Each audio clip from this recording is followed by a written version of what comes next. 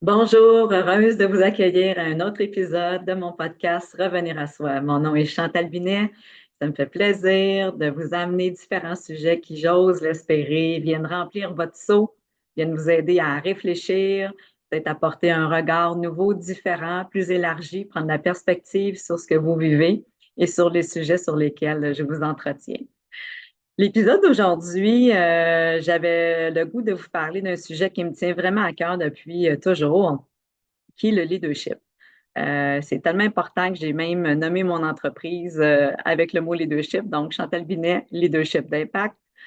Ça fait au-dessus de 30 ans que j'accompagne les gens dans le développement, la solidité de leur leadership. Puis le leadership peut s'en aller dans différentes directions, hein. On peut autant avoir une influence négative que positive, donc un leadership d'impact positif. Puis même, je vais amener la notion de leadership conscient aujourd'hui. Donc, je veux approfondir un peu ces sujets-là avec vous. Et je trouve qu'à ce moment-ci, c'est d'autant plus important parce que Dieu sait que ce qu'on entend autour de nous, ce qu'on voit, ce qu'on vit un peu partout à la télé, dans nos relations, au travail, sur les réseaux sociaux, c'est plus un leadership, je trouve, qui est plus négatif, qui nous tire vers le bas, qui nous influence davantage à partir de la peur qu'à partir de la confiance et de l'espoir et de l'amour. Donc, donc, je veux adresser ça davantage aujourd'hui. Et comme à l'habitude, je vais terminer avec un petit segment Place à la coach où est-ce que je vous pose des questions de coaching pour vous faire réfléchir et vous inciter à l'action. Donc, le leadership, une petite définition très courte, c'est la capacité d'influencer les gens à s'en aller dans une même direction et de prendre action dans cette direction-là. Donc, voyez-vous que ça peut être autant négatif que positif.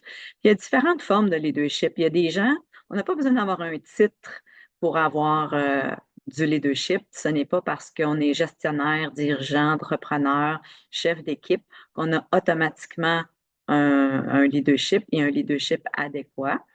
Et, euh, et je me fais souvent poser la question quand j'enseigne justement au niveau du leadership, de la communication, la gestion, est-ce que c'est inné ou est-ce que ça s'apprend?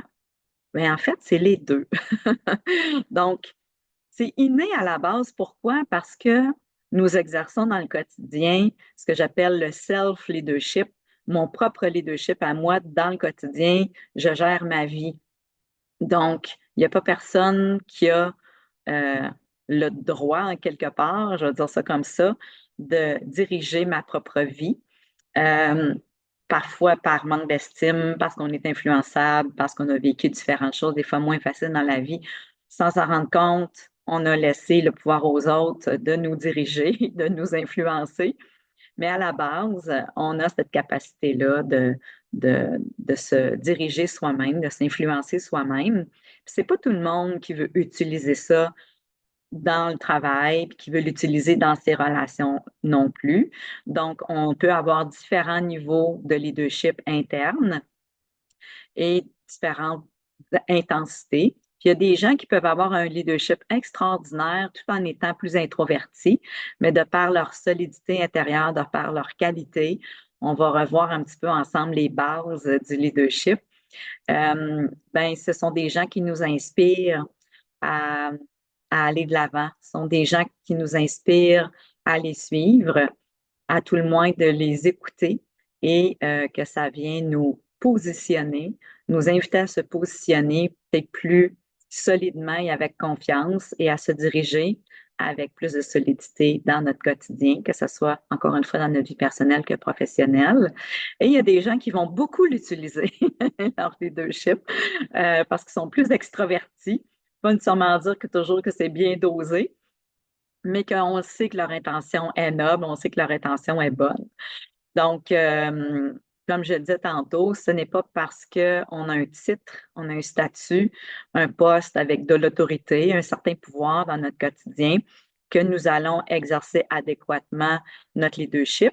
Et par expérience, à force d'accompagner des gens en coaching dans toutes sortes d'organisations, j'ai vu que quand le gestionnaire, la personne ne prend pas son propre leadership, c'est certain qu'il y a quelqu'un d'autre qui va le prendre à votre place. Peut-être que vous ne serez pas satisfait de la direction que ça va prendre, de l'intention que ça va prendre et de l'intensité que ça va prendre, de l'influence que ça va avoir autour. Donc, je trouvais ça important pour moi de vous ramener là, l'essence du leadership. Donc, euh, je reviens au leadership personnel. Quand vous regardez votre qualité de vie, quand vous regardez l'ensemble de votre vie, sans jugement bien sûr, euh, de 1 à 10, à combien trouvez-vous que vous êtes un bon leader pour vous-même? Est-ce que quand vous regardez l'ensemble de votre vie, vous trouvez que vous êtes inspirant? Mettons de 1 à 10, là. Combien vous vous trouvez inspirant?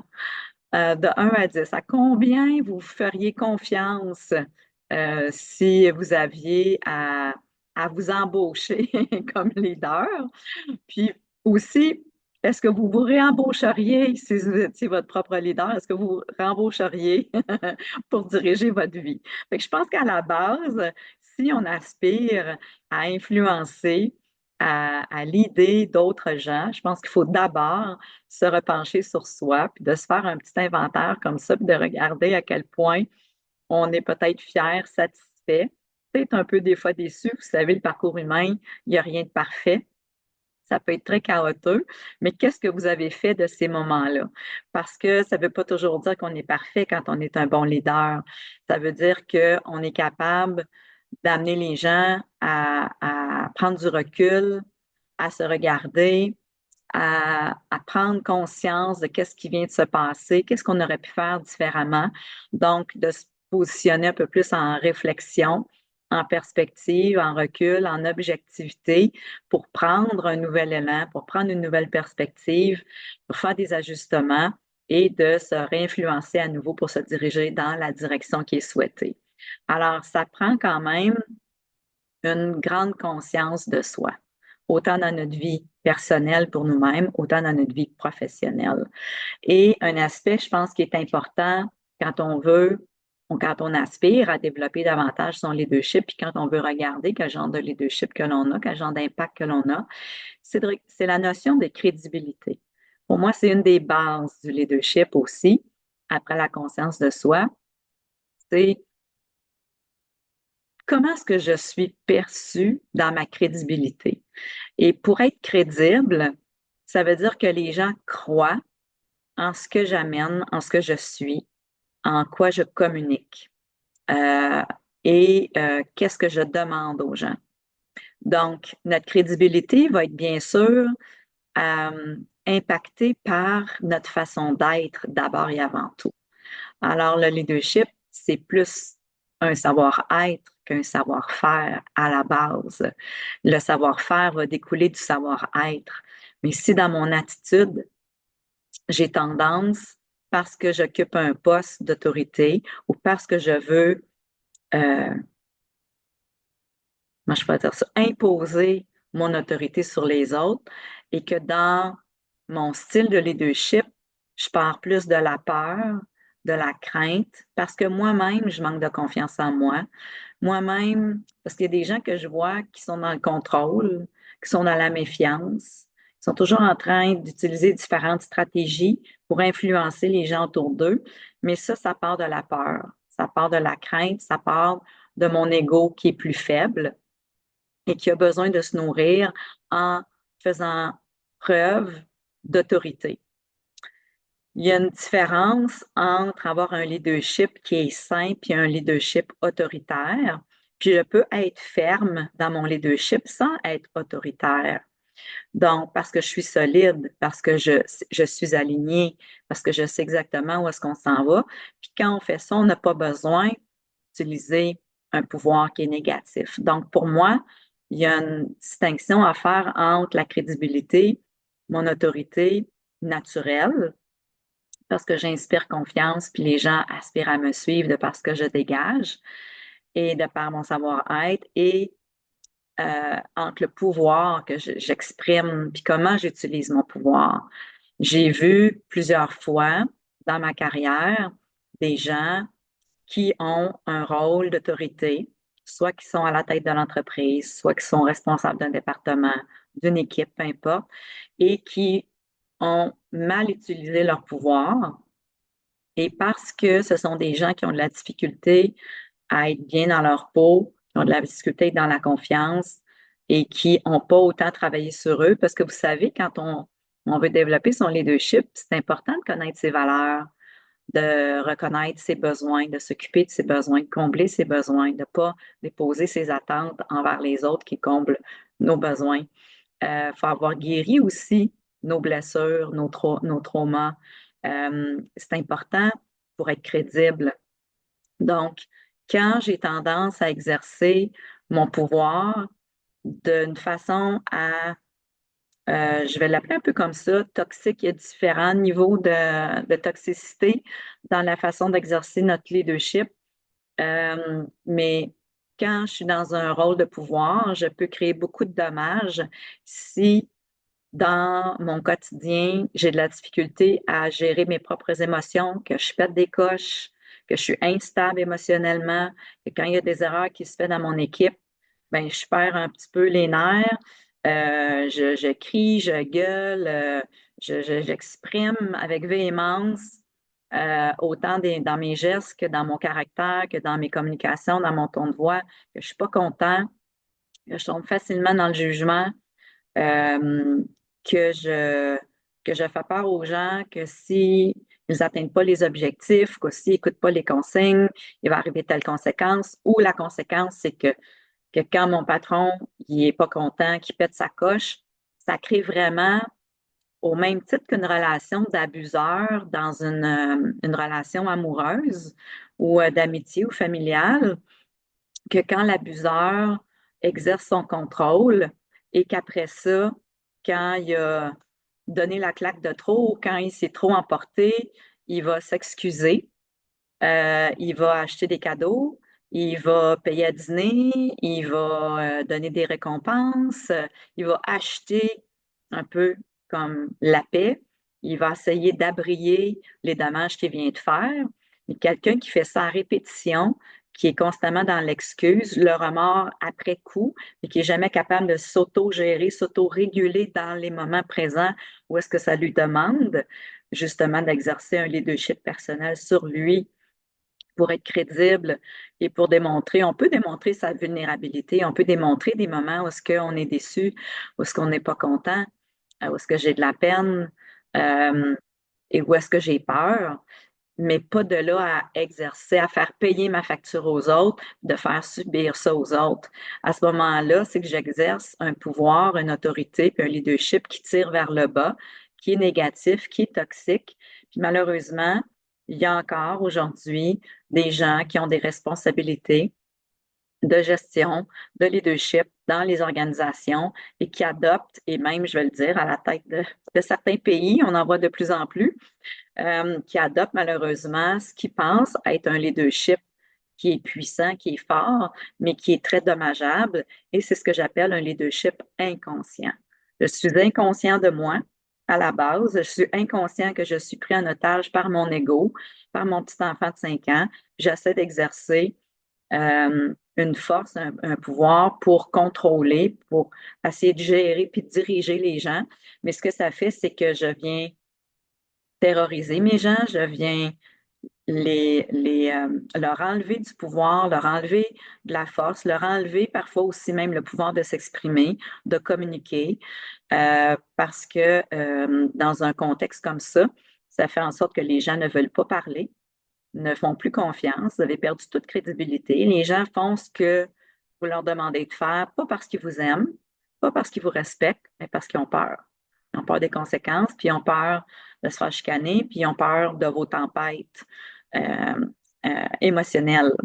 Donc, je trouvais ça quand même important de partager cet aspect-là plus sournois, plus pernicieux, plus négatif du leadership, qui est quand même une forme de leadership qui est aussi un leadership d'impact, mais qui fait plus de dommages, pour après ça vous amener vers le leadership que j'appelle d'impact positif et leadership conscient, parce que le travail qu'on a besoin de faire personnellement, professionnellement, quand on a la responsabilité d'humain, autant comme parent, dans n'importe quelle relation que l'on a, c'est de développer sa conscience de soi. C'est quelque chose que j'enseigne beaucoup quand j'enseigne le coaching, le leadership et la gestion aux dirigeants, aux entrepreneurs, aux gestionnaires, aux professionnels qui ont la responsabilité d'humain. C'est pas d'être parfait, mais c'est de développer justement la prise de conscience que est-ce que je suis constamment conscient de l'impact que j'ai, de l'impact de mes paroles, de l'impact de comment je me porte physiquement, dans mon non-verbal, dans mes communications, dans mes attentes, dans ma façon de m'adresser à mon monde. Est-ce que je suis inspirant? Est-ce que je suis un bon communicateur? Est-ce que je me permets, comme je disais tantôt, d'être vulnérable, peut-être avec de l'humour, je me permets de la douceur. Est-ce que je care vraiment? Est-ce que je me soucie de mon monde? Parce que ce qui va vous amener de la crédibilité, ce qui va faire que les gens vont vouloir vous suivre, c'est qu'ils vous sentent authentique. Ils sentent que vous dirigez avec le cœur. Ils sentent que vous avez une vision, parce que bien sûr, un des éléments d'être un leader, c'est d'avoir une vision assez claire. Même si on n'a pas tous les détails, on veut savoir dans quelle direction s'en aller pour influencer les autres à nous suivre. Et est-ce que cette vision-là, elle a un sens à la fois pour vous, à la fois pour les autres que vous voulez influencer? Donc, d'être le porteur, d'être le gardien de la vision, des valeurs, de la mission, de notre philosophie, de la culture qu'on veut privilégier à l'intérieur de notre organisation ou de nos relations ou de notre famille, d'être conscient de plus en plus de se regarder avec humilité, puis de reconnaître que, oh, celle-là, je m'excuse, je l'ai échappée. Je l'ai pas bien dit, ça a sorti tout croche. Ou, excusez, aujourd'hui, c'est pas une bonne journée. Je me rends compte que je suis impatient. Je me rends compte que je communique pas de la bonne façon. Donc, je vais me reprendre un autre jour. Puis aujourd'hui, c'est pas un bon moment pour moi. D'avoir la lucidité, de se regarder avec objectivité. Donc, pour moi, la conscience de soi, ça égale à la maturité émotionnelle. Plus je suis conscient de moi, de ce qui se passe à l'intérieur de moi, puis de l'impact que je veux avoir, de l'influence que je veux avoir, comment je veux évoluer, me développer à titre de leader, mais ça démontre ma qualité de maturité émotionnelle et tout ça vient avec ma qualité de présence. Alors, quel genre d'influence que j'amène autour de moi et quel genre de leader que je veux être, c'est là-dessus que je vous laisse aujourd'hui. Euh, je trouve tellement qu'on a un rôle important, puis je reviens encore au contexte actuel. C'est sûr que toutes les périodes de la vie, il y a toujours eu des enjeux, mais je trouve qu'à ce moment-ci, il y a de plus en plus un espace qui est créé au leadership toxique, au leadership négatif, un leadership qui est ancré à partir de la peur. Puis moi, je vous invite à ramener un équilibre. On a une responsabilité. Quand on a un leadership naturel, on a un leadership inné, je pense qu'on a une responsabilité à ce moment ici. C'est mon invitation pour vous à titre de coach, de, de développer davantage cette prise de conscience-là, cette qualité de présence à influencer positivement dans vos environnements quand vous entendez des discours avec des croyances plus limitatives, plus négatives et quand la peur est présente, de ramener en posture plus de coach et de leader positif des questions pour faire réfléchir qui amènent un regard plus porteur d'espoir, de positivité, de force, de comment on peut mettre nos talents de l'avant davantage, comment on peut regarder ce qui va déjà bien, puis d'amplifier ce qui va déjà bien au lieu de toujours ramener le focus sur qu'est-ce qui va moins bien. Et de vous ramener une volonté ben c'est ça, d'inspirer davantage. Donc, mes petites questions de coaching pour vous aujourd'hui. À ce moment-ci, considérant tout ce qui se passe dans le quotidien de 1 à 10, à combien vous trouvez que vous exercez un leadership d'impact positif? Qu'est-ce qui vous fait dire que vous avez un leadership d'impact positif à ce moment-ci? Ça pourrait être un bon exercice de valider auprès de vous, de valider auprès de vos proches, de valider auprès de de votre amoureux, de votre amoureuse, de vos enfants, de vos employés, de vos patrons, de prendre le pouls régulièrement. Comment est mon leadership à ce moment ici? Puis l'autre question qui viendrait, comment est-ce que je peux développer, comment voudriez-vous développer davantage un leadership positif? Quelle partie de votre leadership que vous aimeriez mettre de l'avant parce que vous savez que ça a un impact positif? Puis comment vous vous y prendriez? Ce serait quoi les actions que vous aimeriez mettre de l'avant? Des fois, ça peut être juste une action qui a un grand impact.